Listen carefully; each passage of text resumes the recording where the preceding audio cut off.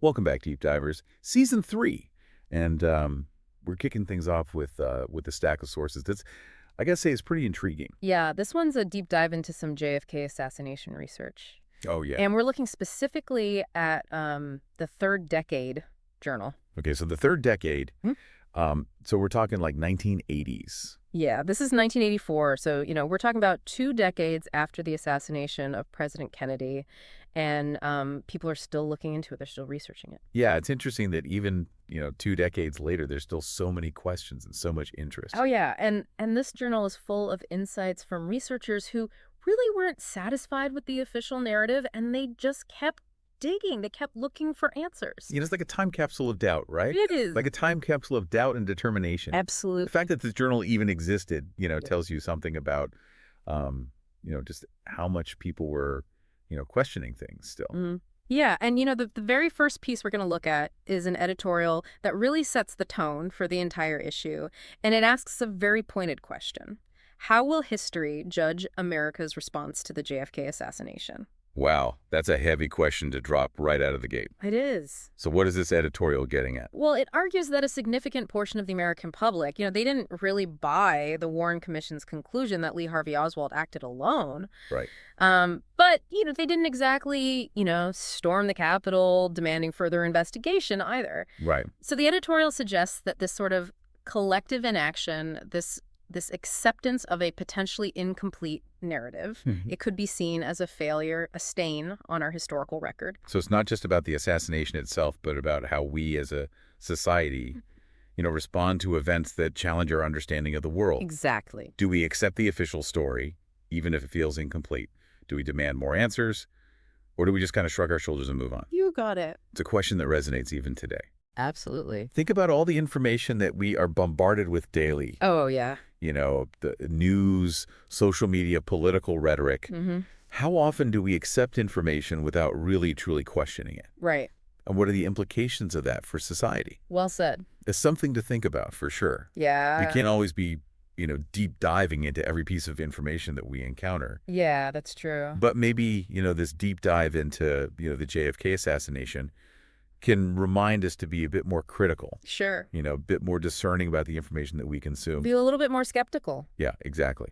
And speaking of information and digging deeper, this next article we're looking at, it really takes us into the House Select Committee on Assassinations, better known as the HSCA. Yeah, the HSCA formed in 1976, so over a decade after the assassination. Right. And they had a massive task in front of them.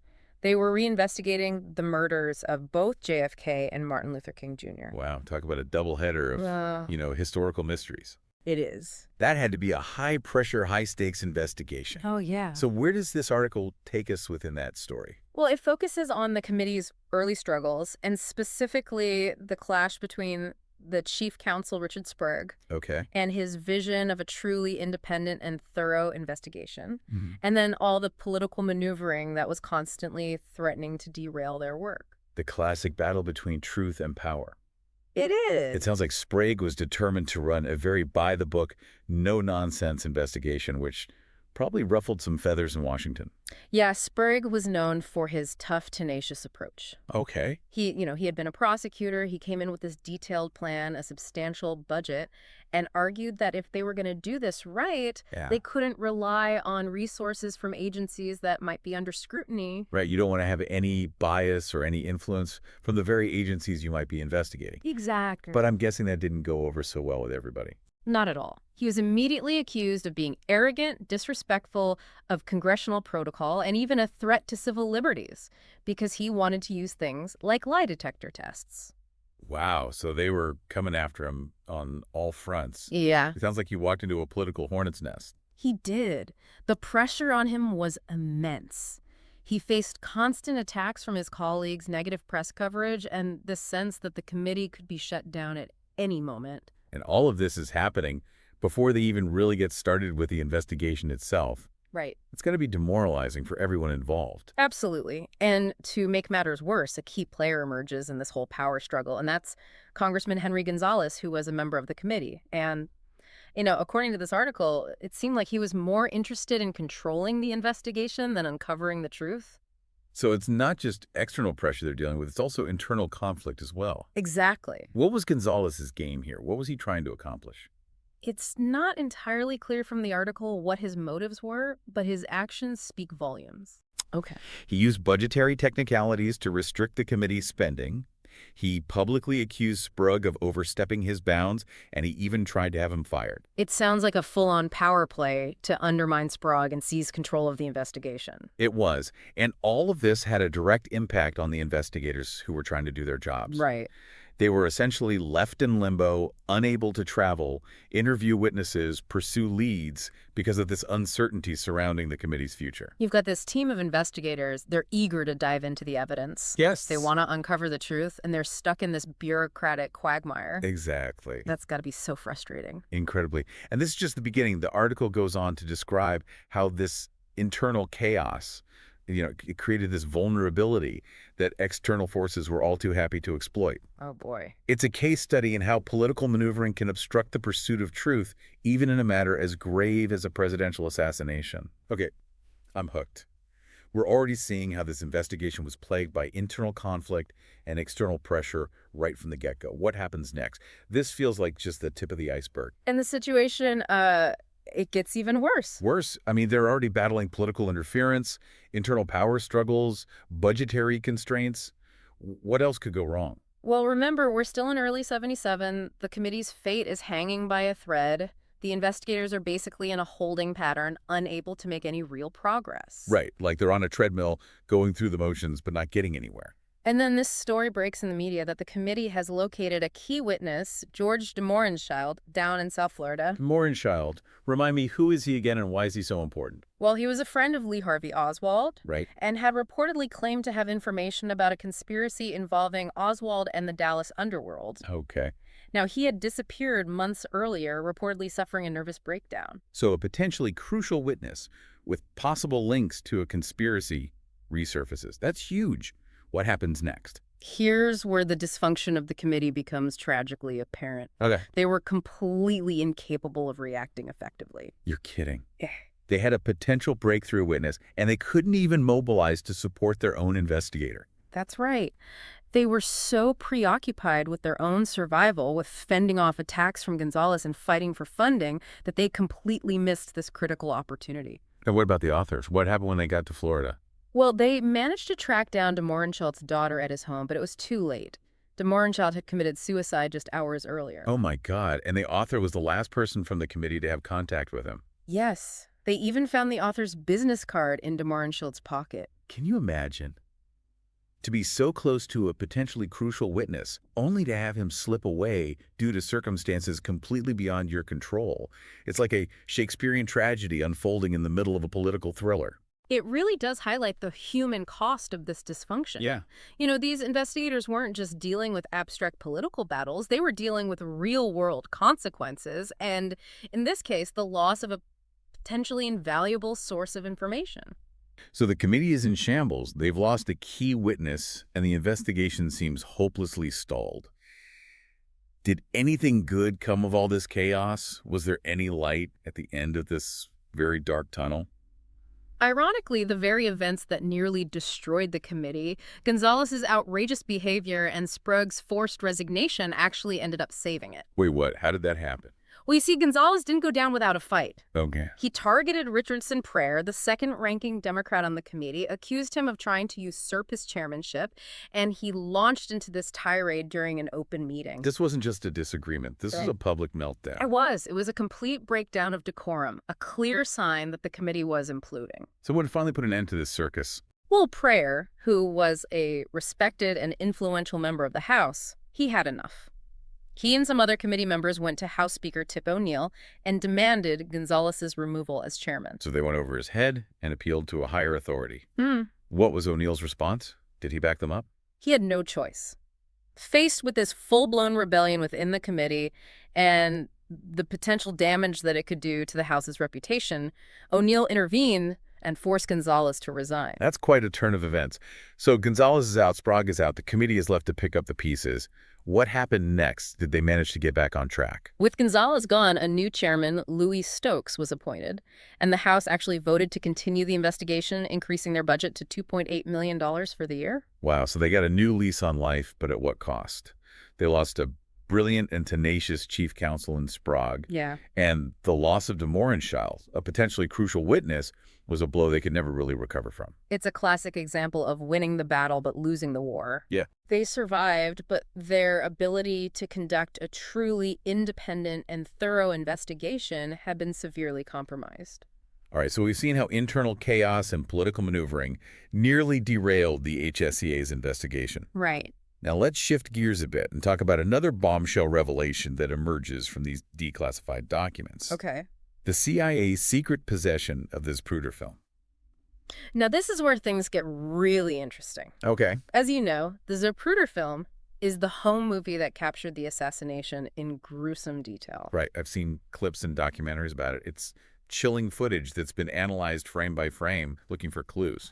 Exactly. Yeah. The official story was always that the film was in the possession of Life magazine shortly after the assassination. Right. They bought the rights from Zapruder and kept the original in a vault. Okay, so what's the bombshell here? What did these declassified documents reveal? They revealed that the CIA's National Photographic Interpretation Center, or NPIC, had actually analyzed the film, potentially even the original, for the Secret Service. And this information was kept hidden from the public and researchers for years. Hold on. The CIA had the Zapruder film. What were they doing with it? And why keep it a secret?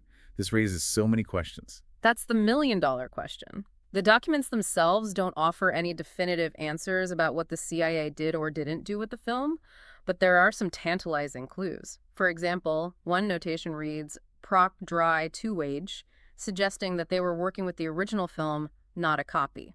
That's huge. Yeah. If they had the original, it means they were involved much earlier than anyone previously knew.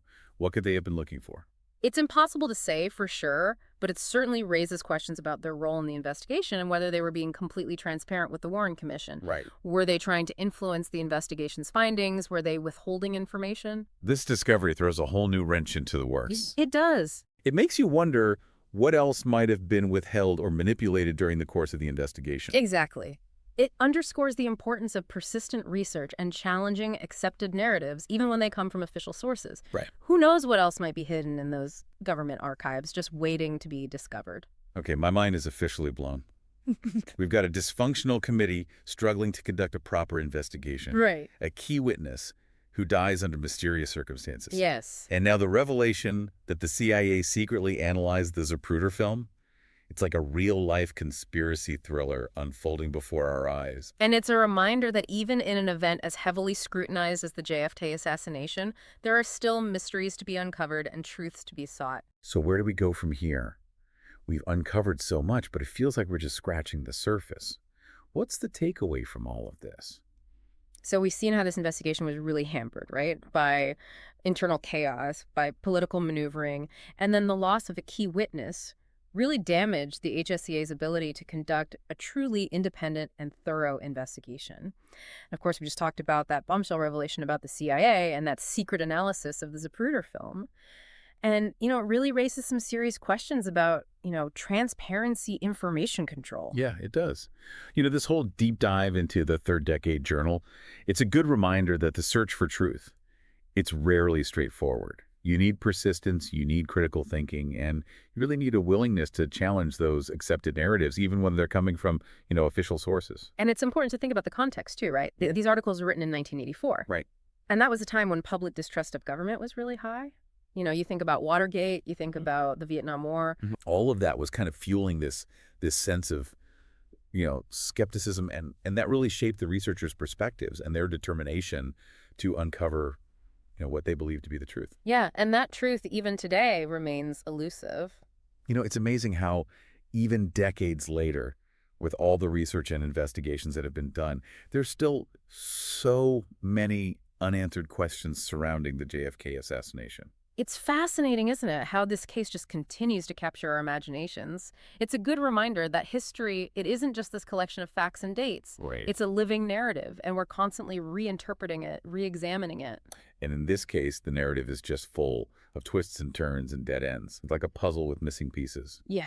And no clear selection. It really is. The HSCA, despite their best efforts, they just couldn't definitively answer all those questions surrounding the JFK assassination. Right. Their final report concluded that while Lee Harvey Oswald did fire the fatal shots, there was a high probability that a conspiracy was involved. So even after all of that investigation, all of that political maneuvering, all the drama and heartbreak, they still couldn't say for certain what happened. It's frustrating and intriguing at the same time. It is. It leaves us with more questions than answers. Yeah. Was there a second gunman? If so, who was he working for? What was the CIA's true involvement? These are questions that, they continue to haunt us to this day.